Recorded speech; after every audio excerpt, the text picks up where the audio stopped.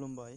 आं दा बे खेबाव नोंथांमोननो खिन्थानो आखायाव लादों जोंनि बर' जोहोलाव जोहोलावजोफोरनि गुबुन गुबुन बिमुंफोरनि सोमोन्दै।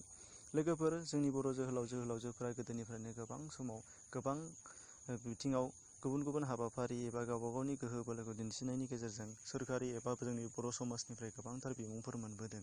नाथाय बेखौ जोङो फ्रायानो मिथिया जानो हागौ। अदेबानि बिथांमोननि बे बिमुंफोरनि सोमोन्दै गोबां बिजाबफोराव मख'नाय दङ। नाथाय गोबाङानो जोंनिया बिजाब फरायनो खाबु मोना एबा बिजाबखौ फराया। अदेबानि जोंनि बर' फिसाफोरा नाथाय दानि गोदानारि इलेक्ट्रनिक मिडियाजों जों गेलेनो हमो। बेनिखायनो आंबो बे खेबाव नोंथांमोननो बिथांमोननि सोमोन्दै इउटुबनि भिडिअआव फोरमायना होनो सानदों। बेनिखायनो जायफोर बिथांमोनहा मिथियाखै एबा मिथिनो गोसो जादों बिथांमोना बे भिडिअखौ नायनानै आबुङै मिथिना लानो हागोन। गोजोन्थों। दानिया जागायजेननोसै जोङो जोंनि हाबाफारिखौ।